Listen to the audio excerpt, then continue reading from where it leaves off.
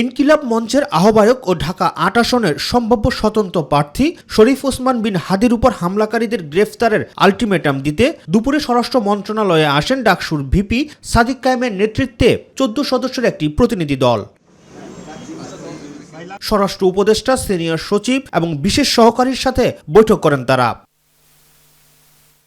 বৈঠক শেষে বেরিয়ে হামলার ইস্যুতে আগামী ৪৮ ঘন্টার মধ্যে আওয়ামী লীগের বিরুদ্ধে এলাকাভিত্তিক চিরুনি অভিযান শুরু, গুলিবর্ষণের সঙ্গে জড়িত প্রত্যক্ষ হামলাকারী, পরিকল্পনাকারী ও সহায়তাকারী সব সন্ত্রাসীকে গ্রেফতার সহ ৩ দফা দাবির কথা গণমাধ্যমের সামনে তুলে ধরেন ডাকসুর ভিপি সাদিক কায়েম। আমরা ৩ দফা দাবি নিয়ে আজকে স্বরাষ্ট্র মন্ত্রণালয়ে ঘেরাও করেছি। ইতিমধ্যে আমাদের একটি মিটিং হয়েছে। আমরা আমাদের দাবিগুলো আপনাদের সামনে উত্থাপন করছি।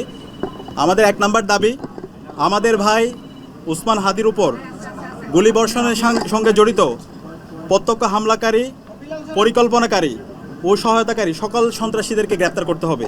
২ নম্বর দাবি, আগামী ৪৮ ঘন্টার মধ্যে নিষিদ্ধ লীগের বিরুদ্ধে এলাকাভিত্তিক চিরুনি অভিযান শুরু করতে হবে। ৩ নম্বর দাবি, ভারতীয় আধিপত্যবাদের বিরুদ্ধে প্রথম ও অপরিহার্য পদক্ষেপ হিসেবে খুনি হাসিনাকে দেশে ফিরিয়ে এনে তার বিরুদ্ধে মানবতা বিরোধী অপরাধে প্রদত্ত রায় কার্যকর করতে হবে।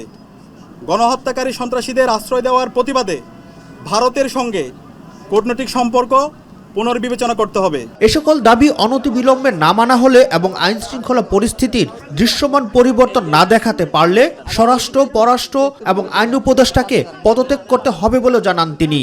এই দাবি অনতিবিলম্বে না মানা হলে এবং আইন শৃঙ্খলা পরিস্থিতি দৃশ্যমান পরিবর্তন না দেখাতে পারলে স্বরাষ্ট্র উপদেষ্টা, আইন উপদেষ্টা এবং পররাষ্ট্র উপদেষ্টাকে পদত্যাগ করতে হবে। এদিকে ছাত্রদের দাবিগুলোকে যৌক্তিক জানিয়ে দ্রুততা বাস্তবায়নের আশ্বাস দেন স্বরাষ্ট্র উপদেষ্টা লেফটেন্যান্ট জেনারেল অবসরপ্রাপ্ত জাহাঙ্গীর আলম চৌধুরী।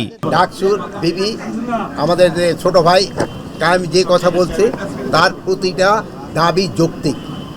আমরা এই দাবিগুলি এর আগেও আমরা কিছু আপনাদের সামনে বলছি যে আমরা ইভেন গতকালকে মিটিংয়ের পরে বলেছি যে এইগুলি আমাদের আরও বেগবান করতে হবে এবং তাদের এই যৌক্তিক দাবিগুলি আমরা অবশ্যই করব।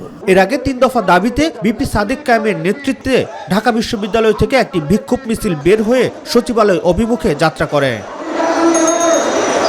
রাকিব হাসান, মাই টিভি, ঢাকা।